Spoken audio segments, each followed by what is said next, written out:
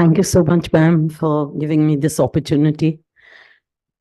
For me, the most important part of being here today is that I belong to an institution which really is the history of Muslim education in this country. And it's not Muslim education as Muslim and separate, but as Furqan Sahab said, it is part of the history of education in this country. It started in 1702, around that period, at the time when the Emperor Aurangzeb was sitting on the throne of Delhi. And it is the only institution in North India, all of North India, and I include Pakistan, where I myself was born. And it was the only institution which has been an institution of higher education for more than 300 years. This is the contribution of Muslim education to India. It is part and parcel of our total education in India. There is nothing which is separate as Muslim education and nothing which is separate as non-Muslim education. I think this is so important for us to understand. It became the Madrasa Ghaziuddin was one of the three finest madrasas from Delhi to Baghdad.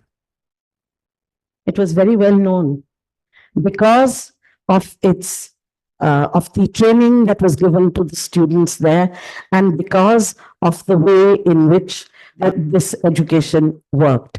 And it carried its sense of continuity. This is something very important. It carried its sense of continuity.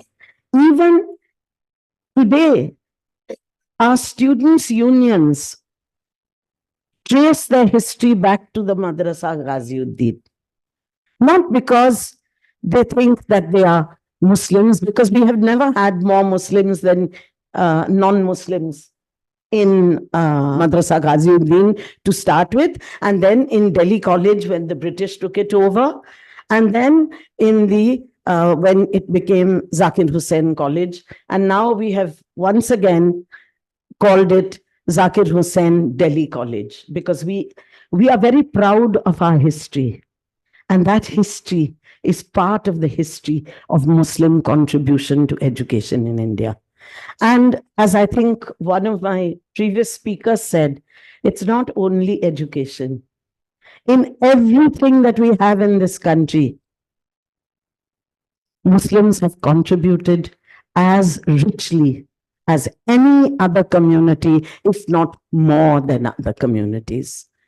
I cannot think of living in Delhi without looking at the Qutub Minar.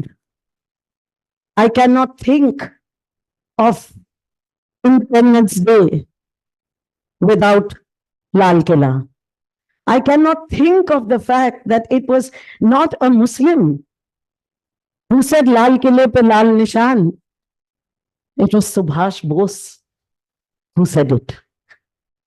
And that is the real contribution. We are all one people. Please let us never forget that. To my mind, I think this is the most important thing. On education itself, the Madrasa Ghaziuddin was famed for its education in jurisprudence, in history, and in languages. In the education that took place in the Madrasa Ghaziuddin and continued till the British took over was in Arabic and Persian. Now, Arabic and Persian are not foreign languages. I happen to be a person whose mother tongue is Punjabi. My language is 70% Persian and Arabic. The word I use for God is an Arabic word.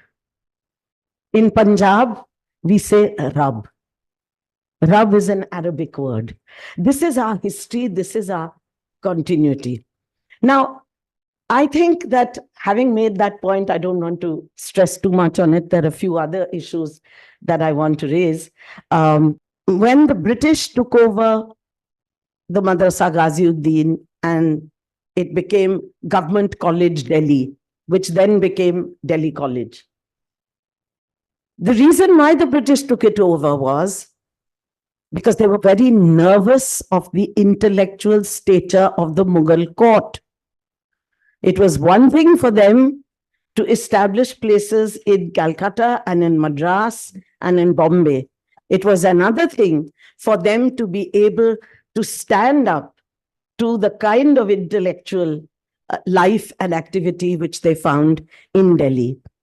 And therefore, they decided, in fact, there's a letter written by their administrators which said that you must start it in the Madrasa Ghaziuddin, because this is a madrasa with a great intellectual history, and it will add to the stature of the government college if it is established both in the physical location of the Madrasa Ghaziuddin as well as in the intellectual location of the Madrasa Ghaziuddin. And that is what happened. So here the British started, initially they wanted to introduce modern science, and of course history and Arabic science, of course, was very well known. And one had there was a lot, I mean, we know that a lot of the words that we use for like algebra and so on are all taken from Arabic. And that the defense of Greek learning, the protection of Greek learning was only because of the Arabs who actually protected it, and then it spread to other parts of the country. But the most interesting thing that happened in the Government College Delhi was that they started teaching in Urdu. They did not teach in Persian and Arabic, although Persian, Arabic, Sanskrit were languages which were taught in the institution. But the language, the medium of instruction was Urdu.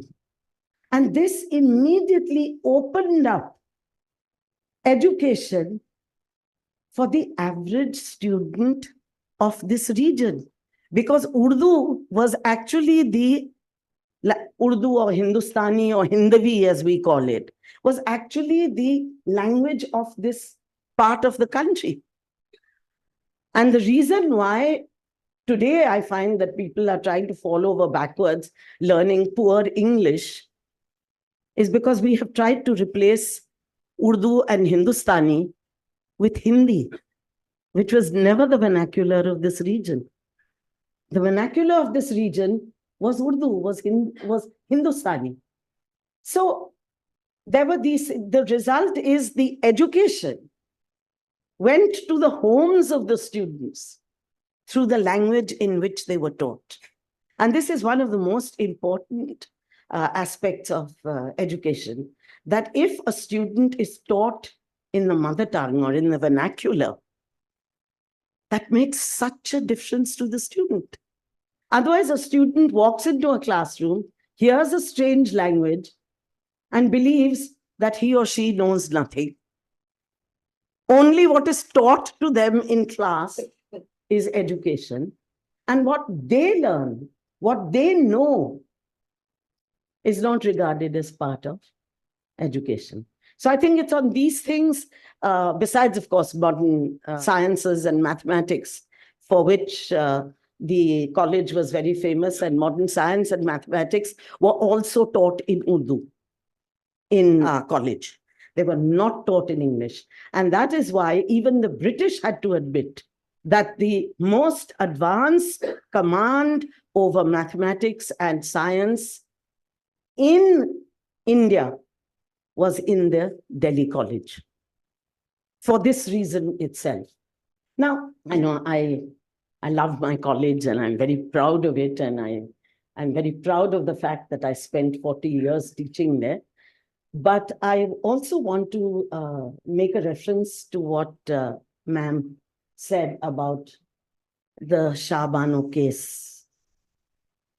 I think the problem is not just what it did to, and that's why I would agree with her, sir, and disagree a little with you, is that the Shah Bano case was, in fact, it pushed all of Indian women back. It wasn't just something which affected Muslim women or raised issues of Muslim fundamentalism. Non-Muslim fundamentalism grew in this country from the time that the judgment of the Supreme Court was overlooked. And I think Rajiv Gandhi's government did the most damaging thing to modern India by allowing that change to take place. So I was, in fact, very delighted when I read that, because I saw that, we have seen and noted, again, the demolition of the Babri Masjid. To my mind, and we can, of course, everyone can disagree with me if they like, but to my mind, after the assassination of Mahatma Gandhi, the demolition of the Babri Masjid was the most dangerous thing that happened to this country. And because of that, I think that we had the growth of fundamentalism all round in India. It was not just among Muslims, it was not just among Christians, and it was certainly not just among Hindus. Look at the way fundamentalism has grown since the demolition of the Babri Masjid. We were fortunate that we had a leadership that fought it in 1948 when Gandhi was assassinated. Otherwise, we may have been in this situation then. But certainly, after the Babri Masjid, we failed to fight it as we should have fought it. And I think I would blame most the liberals and the leftists in India, because they are the only ones who could have got up and asked for the re-establishment of the Babri Masjid. Yeah, I'll just come to that. So the issue of this book, my only little problem is that I would not call it only Muslim, still less Islamic education. I think this is the growth of education in India. And communities which contributed to it, all communities have contributed to the growth of education in India. And I would be grateful, very grateful, if you could bring that aspect out. The idea of secularism, I know it's regarded as a not very nice word these days. But the idea of secularism is not that you are against religion or you stand against each other. But the idea of secularism is that you look for knowledge wherever you find it. And we find it in all our religions. A very difficult task when you decided to look at names, whether they were Muslim names or so that, and Sir has said, Furqan Sahib has of course made that very clear. But it's not the names. I mean, for example, my college was called Delhi College. Yes, it was Delhi's college. There's no doubt about it. And the people of Delhi felt it was their college. But it was also very much a Muslim college. And it was very much a college where people, you didn't have to worry about the name. In fact, when it was to be named Zakir Hussain College, we had an agitation in college saying that Zakir Saab is the last person who would have changed the name of this college. Because this college was actually the history of education in Delhi and in the city of Delhi. And all people in Delhi, Rais and everybody felt that this was their college. Okay. So, Beg Saab, मैं आपके आगे हाथ जोड़ती because you took on the most difficult task of all to get any information out of the government of India, particularly now.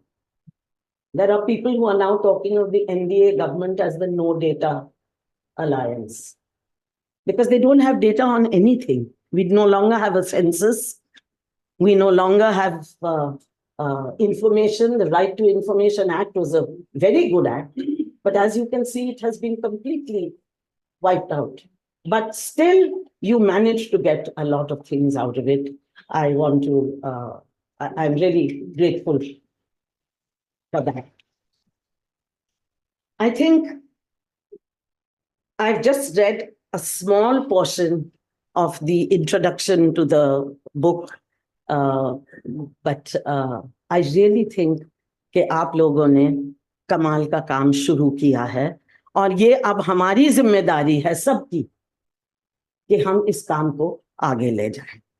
Thank you so much.